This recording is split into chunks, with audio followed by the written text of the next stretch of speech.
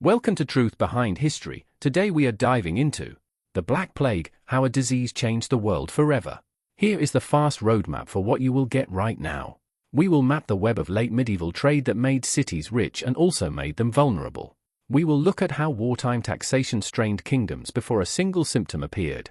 We will step into crowded towns and monasteries where prosperity and risk lived side by side. By the end of this slide you will see why a single spark could race through a continent, and why the rules of the system mattered as much as the biology that would soon arrive. Take a breath and picture Eurasia in the early 1400s. A mesh of sea lanes and caravan roads stitched the Black Sea to the Mediterranean and the Atlantic. Genoese merchants ran bustling fleets. Venetian convoys timed their departures with the seasons. Overland, caravans crossed Central Asia, passing goods from hand to hand until silks, spices, and silver reached the ports. It was a triumph of coordination. Every port trusted that the next port would be open. Every lender trusted that ships would return.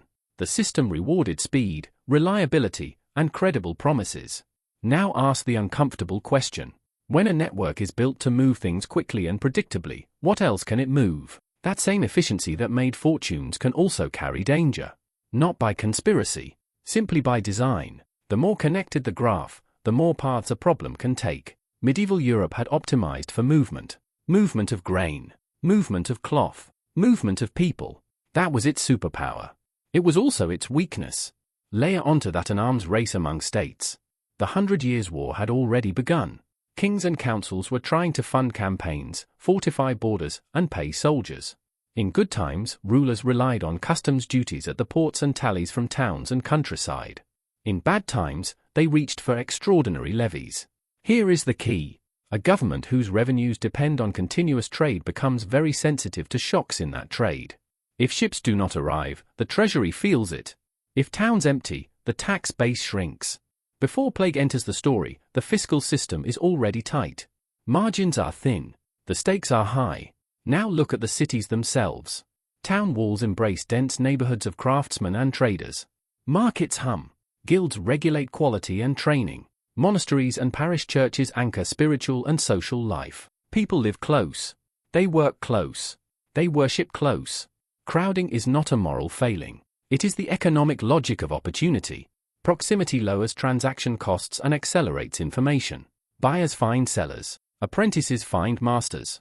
News travels fast. But so do rumors and fears when things go wrong. In this environment, a disruption is not just a local problem. It is a citywide event. Then a regional event, then a continental event. Notice the pattern forming. Interconnected ports reduce the cost of distance. Concentrated towns reduce the cost of exchange. States increasingly rely on those flows to finance their promises. Prosperity, density, and fiscal dependence are three strands of the same rope. Pull one and the others move. If the flow of goods slows, prices change. If prices change, burdens shift. If burdens shift, incentives change. People who feel squeezed look for exits. Merchants reroute. Officials tighten rules. Households hedge. All of that can happen even without a pathogen. With one, the speed of everything multiplies. So, as we stand at the threshold of the story, remember this simple frame. What looks like strength can also be a pathway. What looks like order can hide fragility. Europe's success before the plague was real. The ships were real. The prophets were real. The cathedrals and guild halls were real. Yet every success rested on assumptions about continuity. The next caravan will arrive. The next tax will be collected. The next fair will open on schedule. If even one of those assumptions breaks, the effects ripple outward through the same channels that once delivered growth. Keep that in mind as we move forward. We have a network built for speed, a set of cities built for closeness, and governments built on the expectation that those two features will not fail at the same time. That is the world before the Black Plague. The stage is set. Let's meet the culprit first. The bacterium is called Yersinia pestis.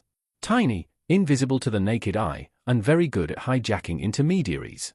Its favorite middlemen are fleas, and those fleas ride on rodents, especially the kind that thrive around humans. Picture a flea that feeds on an infected rat. The bacteria multiply inside the flea's gut until they create a blockage, so the flea feels like it is starving. What does a starving flea do? It bites again and again, trying to feed, and in the process it regurgitates bacteria into the next host. That ugly feedback loop is an evolutionary trick, and it turns a single bite into a delivery system. Now connect that biology to the practical world of the 14th century. Where do rodents and fleas hitch free travel? On ships and in warehouses. In grain sacks, in bilges, in coils of rope, in the dark corners where people store food and textiles. Ports are the perfect junctions. Sailors load cargo. Dock workers unload it. Merchants store it. Rats do not need passports, and fleas do not need tickets. If you wanted to design a network to shuttle a pathogen quietly from one hub to another, medieval trade would be hard to improve upon. Entry points matter. Contemporary accounts and later reconstructions point to Black Sea ports as early gateways. Think of places like Kaffa on the Crimean coast, connected by Geno's trade to the Mediterranean. From there, ships touched Sicilian and Italian harbors, then moved on to Marseille, Valencia, and beyond. Each stop was an opportunity, not an explosion all at once, but repeated seeding events, like sparks landing in dry grass. Between 1347 and 1351, the pattern unfolds in successive waves. A ship arrives. Some days or weeks later, unusual deaths begin. Another ship arrives. The pattern repeats. You may have heard a dramatic story about catapulted corpses at Kaffa. It is a vivid image, and it has circulated for a long time. But here is the careful take. The details are debated, and even if that episode happened in some form, the broader European spread did not require such theatrics. Regular commerce offered a simpler, more powerful mechanism. Ships leaving infected regions carried stowaways, and those stowaways brought fleas. The network did the rest. Transmission was likely mixed. The flea and rodent route explains a lot, especially the way outbreaks could simmer and then flare. In crowded settings, there were also chains where people infected people directly through droplets, what we call pneumonic cases. And there is a plausible role for human ectoparasites like body lice in some contexts. We do not need to pick just one pathway. The evidence suggests a portfolio, with different routes dominating in different places or moments. That helps explain why some towns suffered sudden, intense spikes while others saw slower burns. Timing also had a rhythm. Medieval shipping was not random. Convoys and sailing seasons created pulses. When winds and weather opened the sea lanes, traffic increased, and with it the probability of introducing infection to a new harbor. When winter storms closed routes or when authorities temporarily restricted movement, the pace of new introductions eased. So if you graphed it, you would not get a smooth curve. You would see steps and surges that map onto the calendar of commerce. Notice the logic emerging from these facts. The pathogen is opportunistic, but the opportunities are created by human systems. A flea cannot cross an ocean by itself. A rat does not decide to jump from Crimea to Sicily. Humans build the ships, schedule the departures, and concentrate goods and people at nodal points. None of that was malicious. It was simply the infrastructure of prosperity. And when prosperity moves quickly, so do its risks. So the picture on this slide is not just creepy biology. It is systems thinking. A microscopic agent, a vector that overbites, rodents that follow food, ships that knit coastlines together, and ports that act like distribution centers. Once you see those layers, the spread from 1347 to 1351 stops looking mysterious.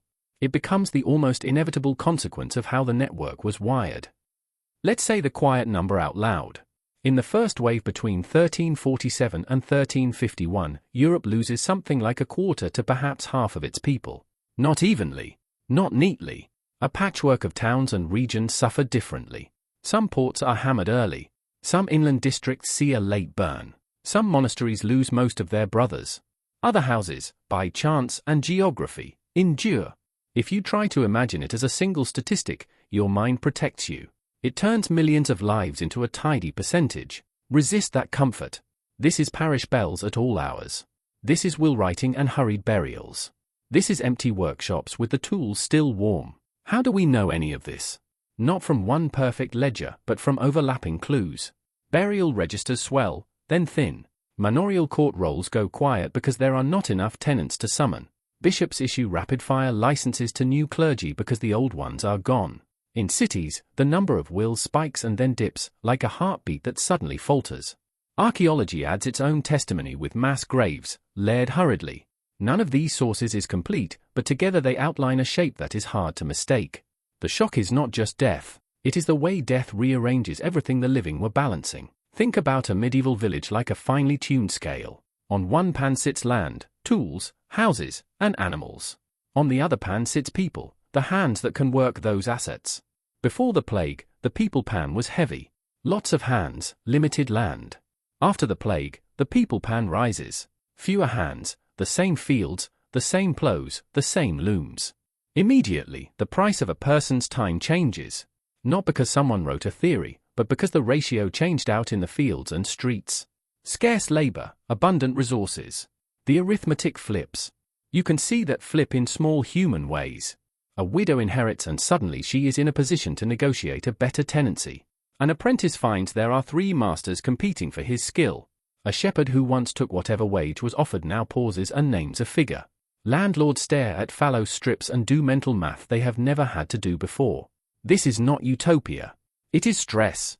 But it is also bargaining power, redistributed by mortality. The church feels it too. Parishes lose clergy at higher rates than the general population because priests are with the sick and dying. That creates a pastoral vacuum right where fear is highest. New clergy are rushed into service, sometimes younger or less experienced, and the fabric of local spiritual life thins. In cities, confraternities and guilds try to step into the gaps with charity and burial funds, but the scale overwhelms even well-organized associations. Institutions built for normal times are now operating far outside their design limits. Family structures creak. Heirs multiply because aunts, uncles, and cousins die in strange orders. Property jumps across branches of family trees. Orphans become a visible category, not a rare exception.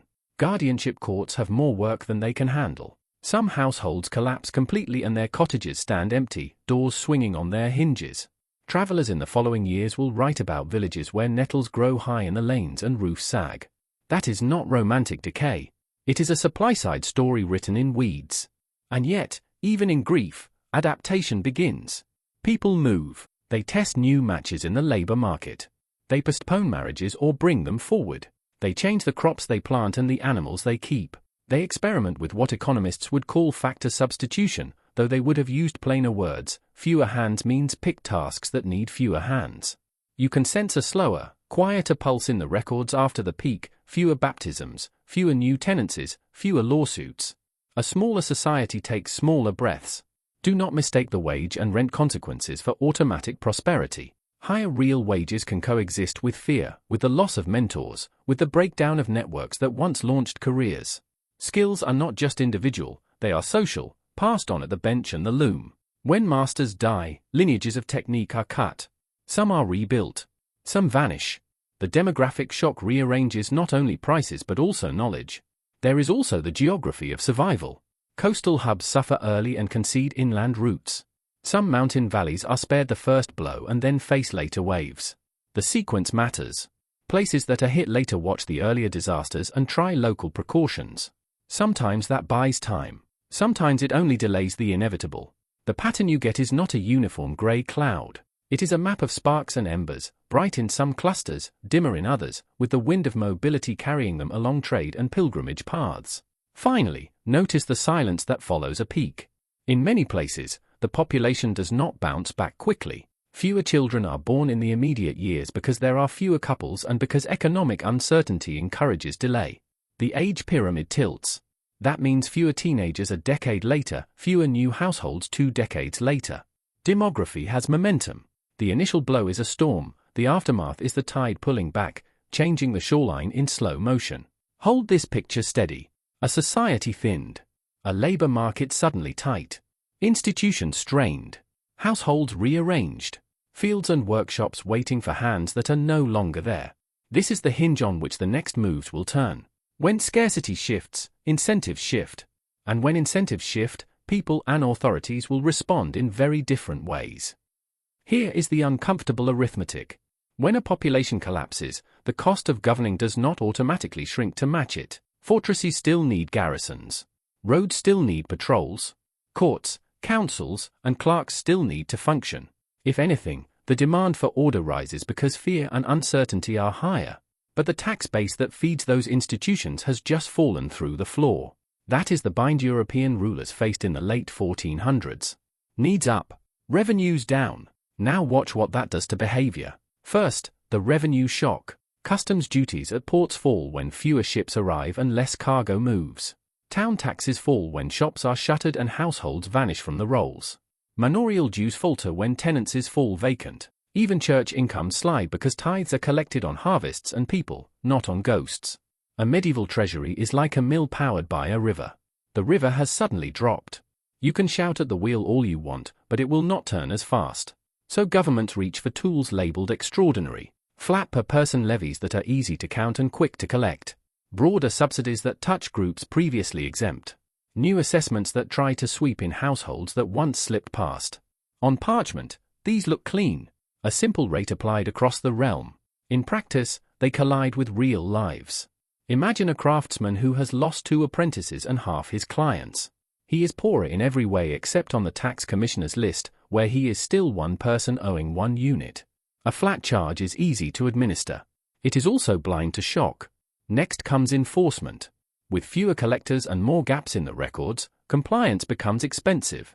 Commissioners are appointed and reappointed. Sheriffs and sergeants are told to press harder. Penalties are stiffened. Seizures of goods become more common. Each of those steps has a price. You need officials to enforce, escorts to guard them, judges to hear disputes, scribes to record outcomes. The state's own wage bill rises at the very moment its intake is falling. That is not moral failure. It is a structural problem. The cost of extraction climbs as the quantity to be extracted shrinks. People respond predictably to these incentives. Households consolidate to look smaller on paper. Young workers drift to towns or across shire lines to avoid a collector who only knows the old neighborhood. Some underreport. Some delay. Some pay in kind because coin is scarce. A few buy protection from local elites who turn collection into bargaining. None of this is chaos. It is the quiet math of survival. When a flat levy takes the same from the weak as from the weak start looking for exits. Distributional tension grows because the burden feels different depending on where you stand. For a wealthy merchant with diversified income, a head levy is a nuisance. For a day laborer in a thin year, it is the difference between bread and no bread. The ledgers do not capture that feeling, but behavior does. Charity funds are strained. Small debt cases rise as neighbors borrow to meet the demand date. Parish lists record sales of household goods that look suspiciously timed to tax deadlines. Even those who can pay ask the question in private. If the state cannot scale its appetite to new realities, how legitimate is the bite? Meanwhile, war continues. Campaigns already in motion do not pause because the treasurer is unhappy. Hiring soldiers in a tight labor market is pricier. Provisioning is harder when grain surpluses are thin and transport is disrupted. Creditors who once advanced loans on the strength of predictable customs now think twice. So rulers juggle. They promise future repayments. They mortgage future revenues. They create ad hoc commissions to tap pockets that had not been tapped before. You can almost hear the gears grinding in the records as each new measure is layered on top of the last. There is a temptation, too, to lean on non-tax tools that look like revenue without the name. Forced loans that will be repaid when conditions improve. Privilege sales that grant monopolies or exemptions in exchange for cash today. Fees for licenses and safe conducts. Each instrument buys time, but each also distorts incentives. Monopolies invite higher prices and lower quality. Exemptions erode the sense that the rules are general. Loans shift risk onto those least able to resist.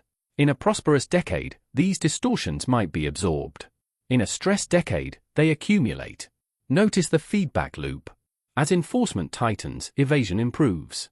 As evasion improves, enforcement tightens again. Every turn ratchets up the visible coercion of ordinary life. It is not that medieval people were uniquely rebellious. It is that the policy mix makes compliance feel less like membership in a community and more like extraction by strangers. Once that perception takes hold, even well-designed measures struggle to win trust. The administrative burden shows up in small but telling ways. Repeated commissions because the first did not meet quota. Appeals to higher courts over assessments, clogging dockets that were already crowded with inheritance disputes after the plague. Local officials resigning or failing to appear, forcing hurried replacements who know little of the terrain they are sent to tax. The fabric of governance frays not because anyone wants it to, but because the production cost of order has jumped. Start with a simple picture. A village green at dawn. Before the plague there were 20 men ready for harvest. After the plague there are 8. The fields are the same size. The wheat ripens at the same pace. The carts, the scythes, the barns have not changed. What has changed is the ratio between tasks and hands. When the number of hands falls, the price of a hand rises. That is not a theory in a book. That is a farmer looking at a field and realizing he cannot bring it in without paying more. Across much of Europe, and very clearly in England, you see the effect in ledgers and pay lists. Day wages for building trades, reaping crews, and shepherds push up, sometimes quickly, sometimes in a steady climb across the late 1400s. Meals get sweeter too. Employers throw in extra bread, better ale, a meat day where there used to be none. Perks become a way to pay without writing a number that will catch an official's eye. If you have scarce skill, you hear the market whisper. Name your price. If you are an employer with standing obligations and too few hands, you feel the market shout. Meet the price or watch your crop rot. Authorities try to answer that shout with a different voice. In England, the Ordinance of Labourers in the year 1349, followed by the Statute of Labourers in the year 1351, order that wages should return to their pre-plague levels and that able-bodied workers must accept employment when offered at those rates. The documents read like an attempt to freeze a river in motion. They list what a reaper should earn, what a thatcher should earn, what a mason should earn, and they threaten both sides of the bargain. If a labourer refuses work at the official rate, he is punished. If a master pays more than the official rate, he is punished too. On parchment this looks tidy. In practice it collides with scarcity. Picture a manor court trying to enforce a ceiling during harvest week. The steward needs 50 men and has 20. He can summon, threaten, and fine, but he cannot make 8 people into 50. So a second economy blossoms. Off-book hiring happens at dawn before the clerk arrives. Extra coin changes hands after dusk.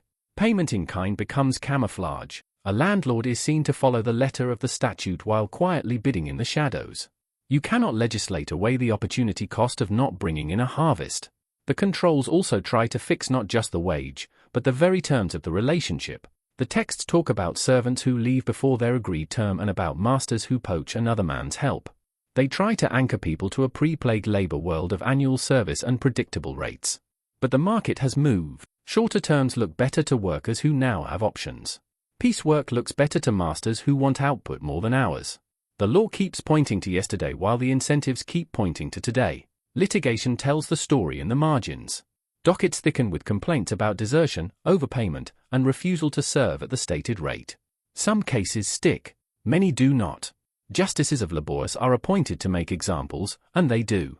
But example making is costly and slow, and harvests are neither patient nor sentimental. While a case is being heard, an employer still needs that barn raised and that field reaped. So even the officials who write the orders often find themselves quietly bending them when necessity presses close. Workers negotiate with their feet. Some move from manors to towns where enforcement is patchier and where guilds, ironically, can sometimes push wages up by limiting entry. Others stay put but bargain harder.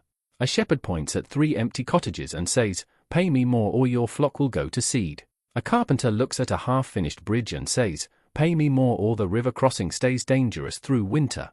Employers calculate the cost of losing that argument. The figures on the parchment are one thing. The figures in the head are another. None of this means there is no discipline in the market. There is discipline everywhere.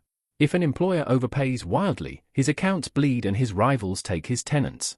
If a worker demands the moon, he may find himself idle when the season turns. But within that discipline there is real movement, and that movement runs against the intent of the wage laws. Ceiling after ceiling is tested, bent, and quietly stepped over because scarcity makes obedience expensive. Listen closely and you can hear the unintended consequences pile up. Off-book payments make records less reliable. When records are less reliable, future assessments for levies or dues become less accurate, which angers taxpayers who feel mismeasured. Employers who fear punishment for paying more shift compensation into food and lodging, which muddies signals about real wages and makes it harder for workers to compare offers. Courts clogged with wage cases are slower to handle inheritance disputes or petty assaults, which are not trivial in communities already strained by loss. A rule meant to preserve order ends up consuming the very administrative capacity needed to keep order. There is also a moral friction tucked into the policy. Free people are told to accept work at a price that no longer fits the world they can see with their own eyes. Masters are told to pretend scarcity does not exist. Everyone is told to behave as if yesterday's ratios still hold. When rules ask people to deny what their senses and incentives shout, compliance becomes a kind of quiet resentment. Not a riot. A slow erosion of respect that shows up in small acts of foot dragging and quiet deals in the corner of the barn. So when we say labor scarcity reordered prices, we mean it in both senses. Prices moved, and in trying to hold them still, authorities reordered the social script of hiring and service. The result was not harmony. It was a maze of workarounds, signals hidden inside perks, and a steady demonstration that scarcity writes its own law. You can write a maximum on parchment. You cannot make a side cut faster than the hands that hold it. Picture a seesaw with law on one end and incentives on the other. After the plague, authorities piled more weight onto the law side. Wage ceilings, mobility restrictions, rules about who could wear what and eat what. It looks impressive on parchment. It sounds decisive in a proclamation. But the other end of the seesaw is not empty. Scarcity, bargaining power, and human calculation push back. The story on this slide is how that push and pull reshaped everyday life. Start with mobility. When labor is scarce, movement has value. If you can walk to a neighboring manor and find better terms, your feet are your leverage. So rules sprang up to blunt that leverage. Servants who left before their term could be fined. Labourers were told to remain in their 100, to answer summons, to work when called at the set rate. On paper, the bounds were clear. But who, exactly, would enforce them at dawn when the hiring happened? A beadle could chase one runaway. He could not chase a trend. Every mile a worker put between himself and a strict steward was a mile that turned a command into a suggestion. Then there were the sumptuary laws, those oddly specific rules about cloth, furs, and feasts. Why police fabric? Because status had a costume, and higher real wages threatened to smudge the lines. If a mason could afford a better cloak, if a reeve's daughter could buy a trim that used to signal gentry, the visual hierarchy wobbled. Legislators tried to freeze that language of dress. Do not wear this color. Do not buy that fur. Do not serve more than so many courses at your wedding. The effect in practice. A lively second-hand market that helped people root around the bans. Tailors learned to mimic expensive looks with cheaper weaves. Fines were collected, yes, but the signal drifted anyway because the underlying incomes had changed. Coercion did not stop at clothing. It reached into contracts. Courts scolded masters who poached each other's servants. They scolded workers who refused the official rate. They tried to restore the pre-plague pattern of long service terms with predictable pay. Yet out in the fields and shops, the contract menu widened. Shorter terms for seasonal peaks. Piece rates where output mattered more than hours. Side payments in food, fuel, or housing that slipped past wage lists. The more precise the ceiling, the more creative the compensation became. Now watch how markets quietly rearranged the manorial economy. Before the plague, many tenants still owed labor services, specific days of ploughing, reaping, or carting for the lord. After the plague, those days became expensive to enforce. You needed officials to track who owed what and to punish those who did not appear. Lords could do the math. Convert those labor duties into money rents and you lower your policing bill. Tenants could do the math too. A fixed cash rent gives them freedom to sell their time to the highest bidder. That commutation of labor into rent did not happen because anyone fell in love with liberty in the abstract. It happened because both sides saw a cheaper, cleaner bargain in cash. Migration to towns is the same logic in motion. Urban guilds were not always friendly to outsiders, but they offered niches where skill commanded a premium and where enforcement of rural wage rules was thinner. A young thatcher who slipped past a manor's summons could find city work that paid in coin and contacts. Every such move was a small vote for the new equilibrium. No speeches. Just footsteps. None of this erased hierarchy. Land still mattered. Lords still had courts. Guilds still set entry barriers. But the outcomes tell you where the center of gravity shifted. Across the later 1400s and into the 1500s, in much of Western Europe you see fewer people legally bound to the soil and more people paying money for tenures that once required labor. You see lords who used to command task lists choosing instead to monetize rights, sell leases, or standardize rents. You see workers who used to accept a rate because it was the rate now waiting, comparing, and negotiating. Consider the transaction costs on both sides. To make coercion work, you need watchers, lists, oaths, sureties, and courts to back them. That apparatus is expensive, especially when officials are scarce and dockets are crowded. To make the market work, you need information and a way to pay. Information flowed along the same trade and kinship lines that carried recovery. Coin and in-kind payment could settle the rest. Where the cost of policing exceeded the cost of bargaining, bargaining won. There is a deeper lesson in the clothing rules, the mobility limits, and the wage ceilings. They were not just about money. They were about identity and control. Who may look like whom? Who may move where? Who may ask for what? Yet the fact that so many of these edicts were evaded, commuted, or quietly ignored shows that culture bends when prices change. People dress the part they can now afford. They go where the returns are. They ask for compensation that fits the job, not the statute. That is not rebellion for its own sake. It is coherence. Lives adjust to the new ratios. If you want a single sentence to hold on to, try this. Edicts aim to pin yesterday's world to the page. Markets wrote today's world in the margins. Over time, those marginal notes became the text. Not because anyone set out to make a manifesto, but because repeated choices, under new scarcities, accumulated into new norms. The retreat of serf-like obligations in many regions is not a mystery. It is the footprint of a system discovering that consent, cash, and contract were cheaper than command. Crisis looks for a face. When fear climbs and explanations run thin, communities start hunting for a culprit they can see. During the plague years, that hunt often landed on minorities who were already marked off by law and custom. Jews were the most visible targets in many towns.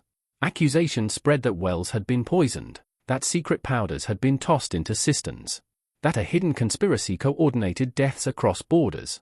Notice the pattern. Invisible disease becomes a story about visible neighbors. A random tragedy becomes a courtroom narrative with villains. Listen to how rumor networks worked in a world without printing presses or newspapers.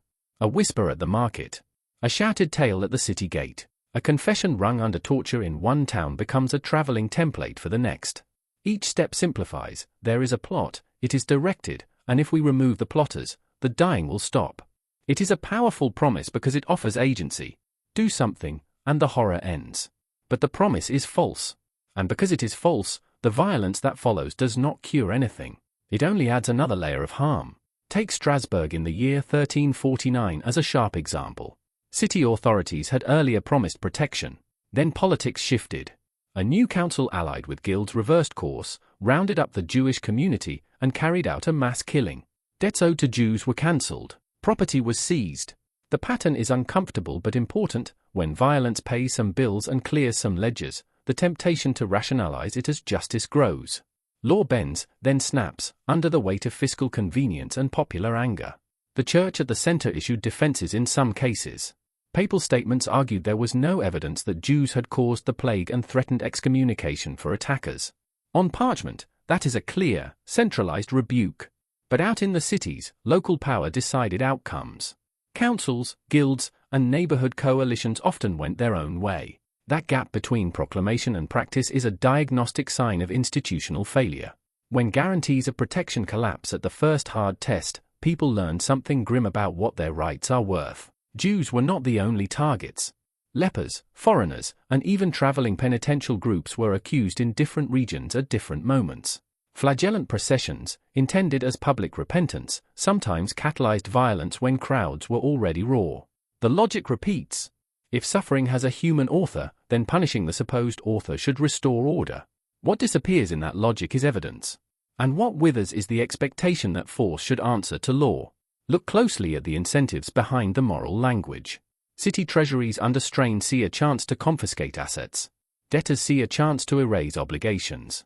Rivals see a chance to eliminate competitors. Officials see a chance to appear decisive. None of these motives has anything to do with stopping disease. All of them have to do with redistributing wealth and power under the cover of crisis. The result is not just a pogrom. It is a message to everyone else about the security of contracts and the stability of promises.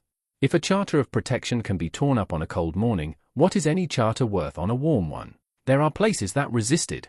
Some rulers enforced protection because they valued the tax revenues and commercial roles of the communities under threat, or because they believed the accusations were false and corrosive. Where protection held, it often required costly, visible acts, garrisons at the gates, firm punishments for inciters, and a refusal to allow rumor to stand in for proof. That kind of discipline is not free, but it signals that panic does not get to write policy.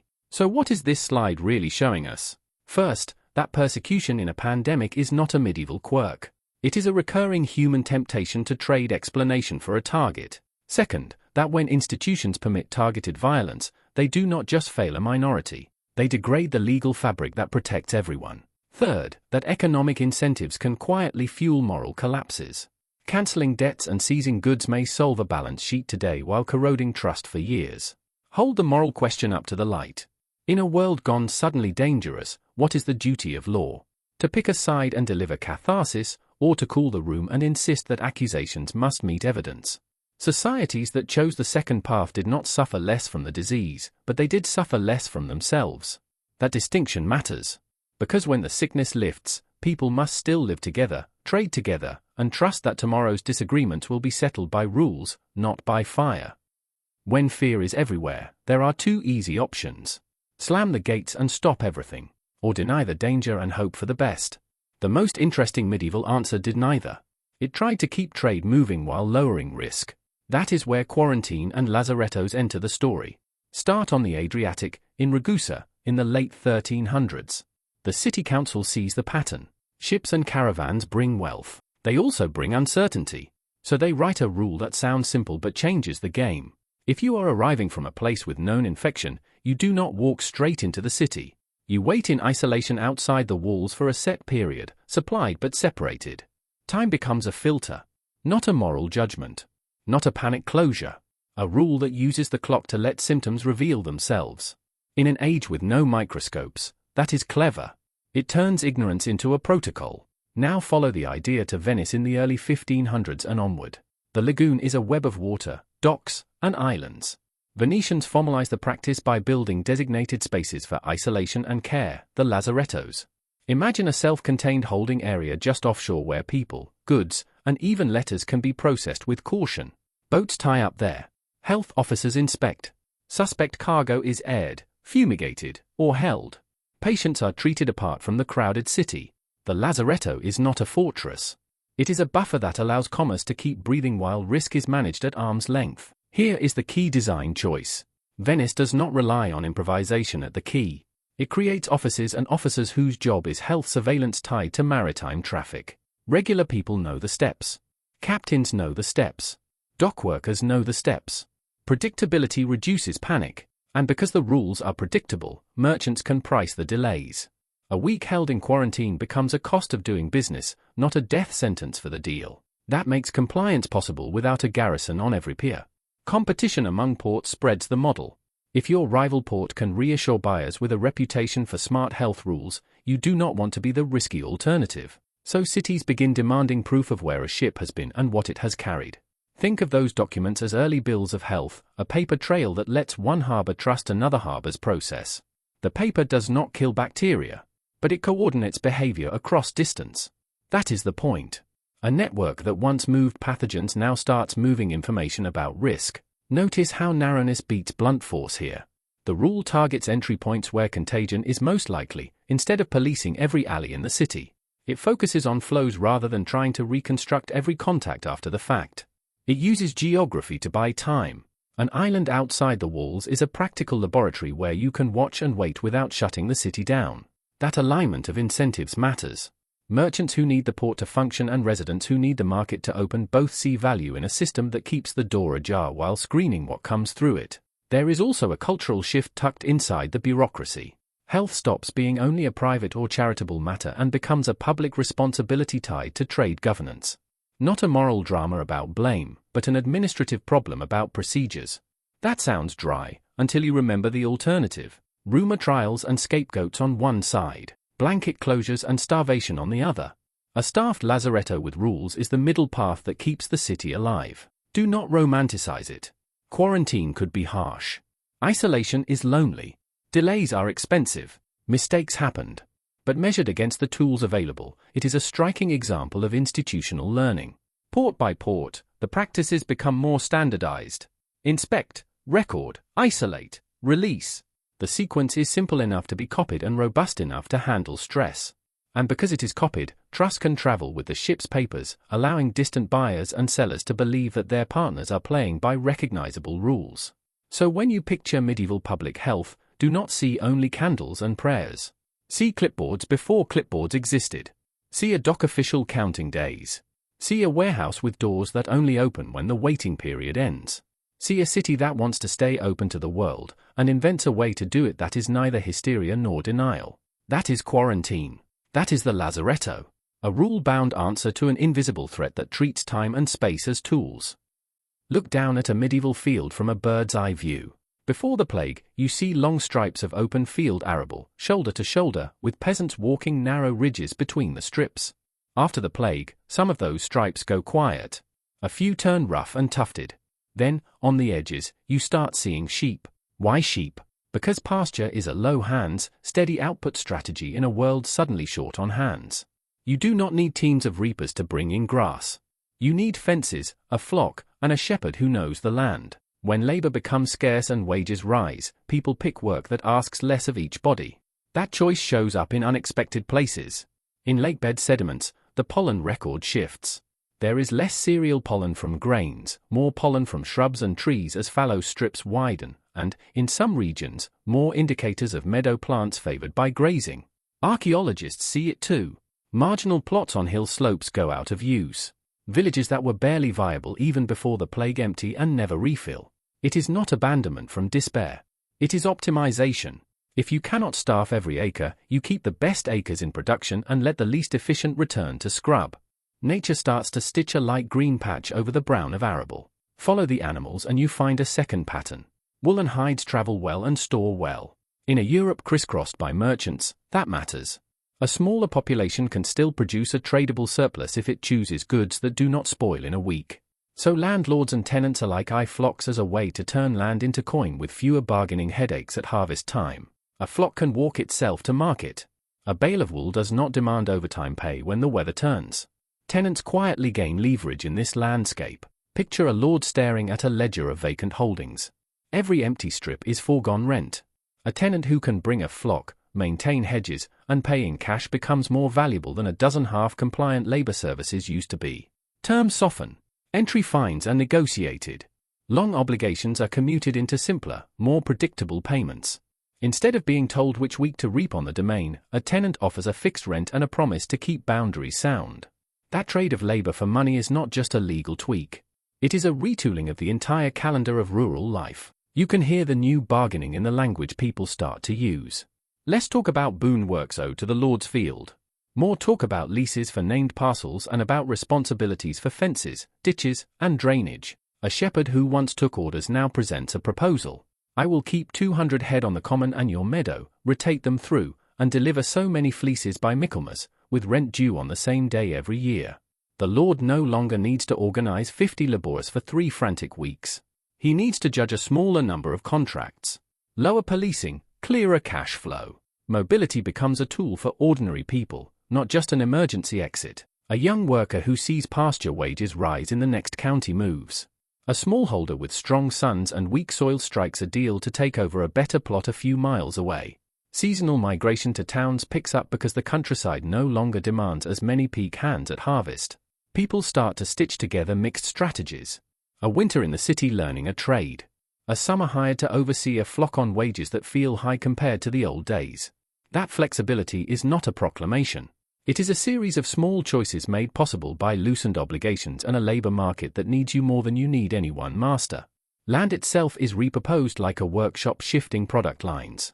Some manors consolidate scattered strips into blocks that make more sense for grazing. Wet meadows are drained or, in other places, allowed to flood to nourish grass better suited to animals than to plows. Hedges become capital. A good hedge is a wall you can roll up and move over the years. Villagers invest time in living boundaries because those boundaries now earn a return by protecting grass through the growing season. You can almost measure confidence by how carefully those hedges are laid. Careful hedges say, we plan to be here, with flocks, next year and the year after. There is an ecological echo in all of this. Fewer people cutting wood and fewer plows biting into marginal soils means some forests thicken. Deer return where hunting pressure fades. Wolves and boar appear in chronicles, sometimes as nuisances, sometimes as signs that the world is a shade wilder than it was. The countryside is not empty. It is recalibrated. And that recalibration feeds back into economics. More woodland means more fuel and timber per head. More pasture means more manure per acre, fertility for the arable that remains. The system finds a new balance with fewer people supporting themselves, not by pushing each field harder, but by changing the mix of outputs. None of this movement is friction-free. Common rights have to be respected or renegotiated when flocks grow. Paths that once led to scattered strips now lead to gates with new locks. A community that is used to synchronous harvest rhythms has to learn asynchronous routines of grazing and shearing. But notice how often conflict is managed by recutting the contract rather than by doubling the guard. Put it in writing. Fix the rent. Define the stint on the common. Agree the path the flock will take to water. When the cost of watching every hand is high, clear rules with cash attached solve problems at a lower price. If you step back, the pattern is clean. Fewer people push production toward labor-light choices. Markets reward goods that store and travel. Tenants with options extract better terms. Landlords with vacancies monetize rights instead of commanding labor. Mobility reallocates hands to where they earn most. And the countryside's ecology records the whole process in pollen, hedges, and the quiet return of animals to places they had not trod in a generation. This is not a story of decline. It is a story of reconfiguration, guided by incentives and visible in the ground beneath our feet. When you tighten a screw into worn wood, there is a moment where it stops holding and starts stripping. The later 1400s give us that moment in human terms. Fiscal extraction and labor controls were tightened into a population that was smaller, more mobile, and newly aware of its options. The result was friction that sparked. Take England in 1381. A series of head taxes had been levied to meet state needs, simple to assess on paper and blunt in practice. Households already juggling higher food prices and irregular work faced a fixed demand that did not care whether a son had died or an apprenticeship had vanished. Add to that the social sting of attempts to enforce wage ceilings and to reassert old obligations, and you have a field of dry straw. The spark was not one speech or one town. It was a chain of encounters at village level that escalated into marches, petitions, and confrontations on the road to London. The rhetoric of the moment is revealing. People did not only complain about the amount taken. They questioned the basis on which it was taken. Why should a flat levy ignore the reality on the ground? Why should yesterday's service obligations bind a worker who can prove that his time is now worth more? The authorities answered with the language of order. The peace depends on obedience. The wage list must hold. The summons must be answered. For a time, that language had force. But in a tighter labor market, force is expensive to maintain and less persuasive to those who see alternatives. Francis Jacquerie in 1358 shows the same ingredients in a different pot. War taxes, elite violence, and fears of lawless bands combined with deep resentment against a system that seemed to demand more while offering less protection. The uprising itself was crushed with brutality.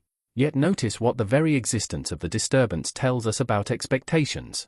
People were no longer whispering only about bad harvests or petty lords.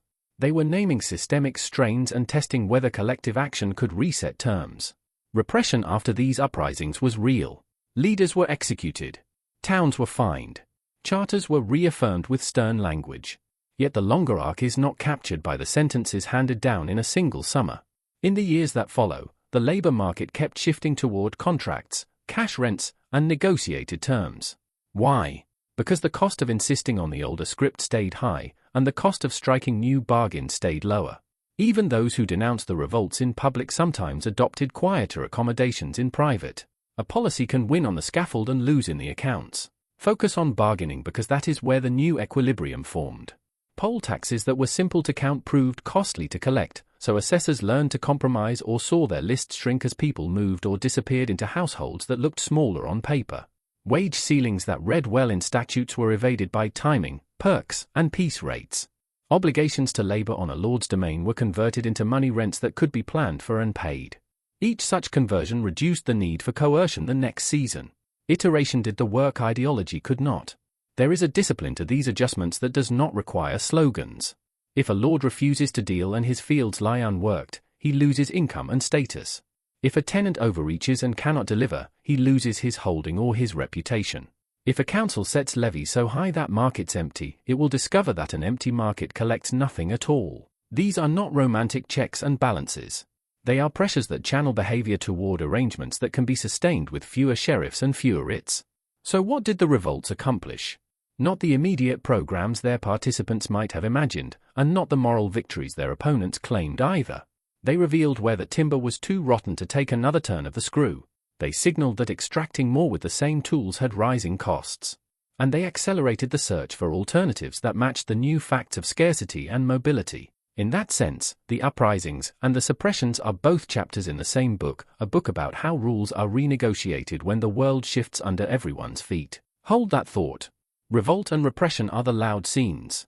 The quiet scenes, where most change actually sticks, are the contracts rewritten in the manor hall, the the lease is signed in the church porch, and the handshake deals in the market where a flock passes from one shepherd to another. Those scenes tell you that a society can be forced for a moment, but it prefers to be governed by bargains that make sense. The new bargains did not abolish hierarchy. They made it cheaper to live with. If the last few slides felt like big gears turning, this one is about the small gears in the clock. Households. The choices they make about work, marriage, and movement. When a society loses many people suddenly, the macro numbers move first. But the recovery, the feel of everyday life, is written in micro decisions at the kitchen table. Start with wages and who earns them. Labor becomes scarce, so pay rises in many places. That changes more than the number in a purse. It changes who negotiates and how. In towns, guild records and hiring lists start to show women stepping into roles that were once strictly auxiliary. A brewer widowed by the plague keeps the brewhouse open and hires help under her own name. A weaver's daughter takes paid work outside her family for a season because the shop next door is desperate during a busy run of orders. In the countryside, female servants and day laborers find that their time rates edge up alongside men's. The whole household calculus tilts. When each person's hour is worth more, families rethink how they divide those hours between paid work, childcare, and subsistence tasks. Marriage timing shifts too. In many communities you see later marriages, not because people love each other less, but because the math and the options are different. A young man who can now command decent wages may wait to accumulate a bit of the world before starting a household. A young woman with better prospects in service decides to stack 2 or 3 good years and send coin back to her parents before settling. Later marriage can mean fewer children, yes, but it can also mean each child arrives in a home with a little more cushion and a little more choice about apprenticeships or dowries. That is not sentimental. That is a budget talking. Migration becomes a deliberate tool, not just a last resort. You can see it in the way people trace seasonal loops. Winter in town, where building and maintenance work need steady hands under a roof. Summer in the countryside, where flocks and harvests pay well for focused weeks. Some households send one member ahead to test a market, then follow if the news is good. Others scatter intentionally. A daughter in service in a city guild household becomes an information node who writes home about wages and rents. A son learning a trade returns for harvest with better tools and new contacts. The family is still the family, but its edges become porous, plugged into opportunity circuits. Consumption patterns upgrade quietly. When real wages rise, you do not just see more coin. You see more leather instead of worn cloth shoes. You see a diet with a meat day added where there used to be none, or with a bit more fat and spice. You see better fuel stocks for winter, which means fewer days shivering and more days working with steady fingers. These details matter because they compound. A healthier worker misses fewer days. A child with a fuller belly grows into an apprentice with steadier hands. A household with a margin can risk buying a tool that speeds work, which frees a day for paid labor. Small improvements stair-step into resilience. Skills evolve in this environment. The death of masters cut some lines of teaching, but scarcity forces improvisation.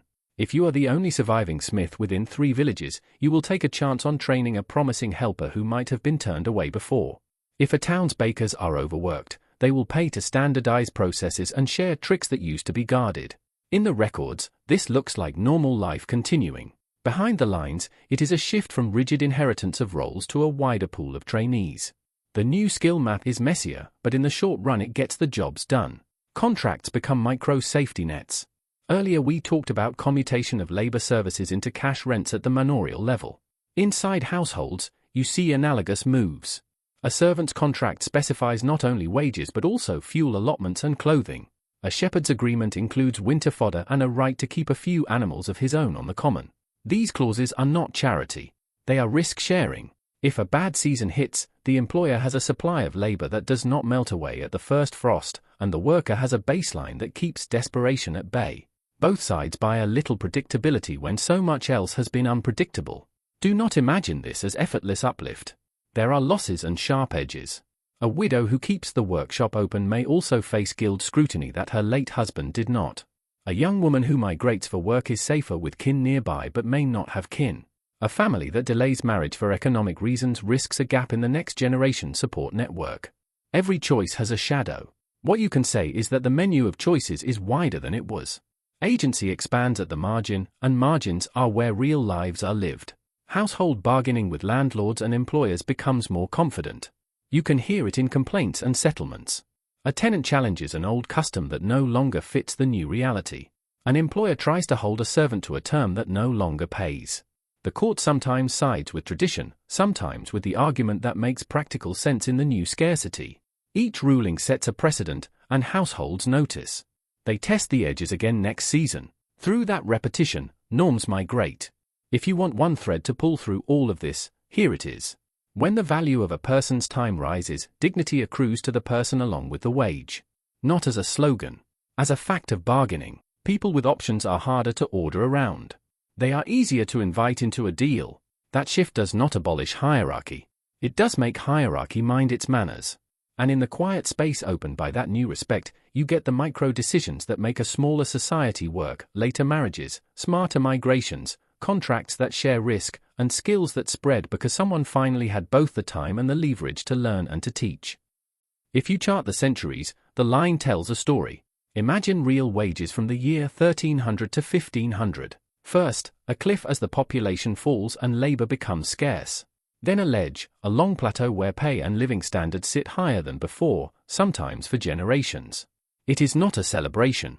It is a signal. When hands are few and tools and land are many, the price of time rises and stays up until numbers recover. Later, as families grow and the population slowly refills the landscape, that plateau eases, but it does not snap back to the exact old baseline. Institutions have changed in the intervening decades, and the economy carries those changes forward. Which rules survived the stress test? Not the ones that tried to hold yesterday in place. Wage ceilings faded into symbols because they were expensive to police and easy to evade. Sumptuary bands blurred as markets and mimicry outpaced enforcement. Attempts to bind people rigidly to pre-plague service arrangements gave way to cash rents and negotiated contracts because both sides discovered they were cheaper to run. Those policies had gravity on paper and little traction on the ground. The practices that endured looked different. Quarantine systems and port health boards, designed to keep trade breathing while lowering risk, became part of the coastal toolkit. Bills of health, inspections, isolation periods, and dedicated spaces for screening and care turned out to be rules that merchants and residents could live with. Why? Because they targeted the choke points where contagion entered, they were predictable enough to price, and they aligned with a shared interest in keeping the market open. When a policy harnesses incentives instead of pushing against them, it tends to stick. Fiscal systems also learned. The tools that looked quick and clean during panic, like blunt head taxes, created friction and flight when applied to a shrunken, mobile population. Over time, states leaned more on revenue streams tied to trade and consumption that could handle growth and contraction without constant confrontation. Account keeping became more systematic because creditors demanded clarity. Borrowing moved from informal promises toward more standardized commitments. None of this made treasuries rich overnight. It did make finance less improvisational and a bit more credible, which matters in a world that still needed garrisons, courts, and grain moving through ports. Here is a comparative lens to keep you honest. Recovery did not correlate neatly with how many people died in a given town. Some places with catastrophic losses regained momentum because they sat on valuable roots and rebuilt their commercial rhythms quickly. Others with lighter mortality lagged because they were peripheral to the main arteries of exchange or because their institutions could not convert lessons into practice. Connectivity and credible rules were better predictors of a city's trajectory than raw death rates alone. So the long arc after the first shock is not just about demography drifting back toward balance. It is about a selection process among rules. Policies that fought prices and tried to pin people in place lost energy. Policies that managed risk at the points of entry and reduced the cost of coordination gained energy. Markets quietly rewrote many relationships in coin and contract, while governments that wanted to function learned where narrow, rule-bound intervention could keep the system moving. The graph of wages and the map of urban recovery are the evidence trail. They say, without slogans, which choices aligned with reality and which were left behind on the statute roll. Let's look back without flinching. A pathogen arrived, but it was the systems that decided the scale of the damage and the shape of the recovery. Dense trade networks moved goods and, unintentionally, disease. Wage ceilings tried to hold yesterday's prices in place while today's scarcity kept moving. Head taxes promised easy revenue and delivered hard resentment. Sumptuary rules tried to police status when incomes had already redrawn the map. Pogroms and confiscations gave quick spoils and slow corrosion of trust. Quarantine and lazarettos, by contrast, aimed narrowly at the points of entry and kept the market breathing. The record is not subtle. Where rules aligned with incentives, people cooperated. Where rules fought incentives, people evaded, migrated, or revolted. What does that say about power? Not that power is always bad, but that power works best when it respects feedback. A ceiling on wages ignores the message that scarce labor is sending. A flat levy ignores the message that households are struggling unevenly. A public health measure at the harbor listens to the message that risk concentrates at borders and travel nodes. Systems fail when they punish information. Systems improve when they translate information into procedure. There is a moral ledger alongside the economic one. Targeting minorities during crisis is not simply cruel. It is a declaration that contracts can be torn up when it is convenient. Once that lesson spreads, credit dries, cooperation thins, and every future deal gets a little more expensive to make. Protecting rights in hard times is not soft. It is infrastructure. It lowers the cost of rebuilding by keeping trust intact. Households remind us where history actually lives. Later marriages, skill pivots, seasonal migrations, small risk-sharing clauses in work contracts. None of that needed a manifesto. People read the world in front of them and adjusted. Those adjustments, multiplied across villages and wards, did what statutes could not. They found a new balance that required less coercion to sustain. Here is the question to carry forward. When the next shock comes, what kinds of rules preserve both dignity and coordination? The evidence we have just walked through points in a consistent direction. Avoid policies that deny prices and probabilities as people experience them. Favor policies that target risk where it concentrates, that are predictable enough to price, and that let willing partners keep trading and learning. That is not a slogan. It is the pattern that survived the 14th century intact. So, as you step away from this story, consider what it asks of us now. Are we building systems that punish signals or systems that translate them? Are we passing commands that require ever more guards, or rules that ordinary people can follow without a guard in sight? The Black Plague is gone. The choice is it revealed or not. If this perspective challenged you or clarified something you suspected, I would love to hear your take.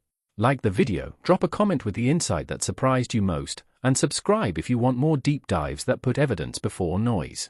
And if you want a book that goes further into the stories history tried to sand down, check the description for my book, History They Tried to Erase. If you enjoy thoughtful and entertaining history, you are in the right place. There is plenty more waiting for you on the channel.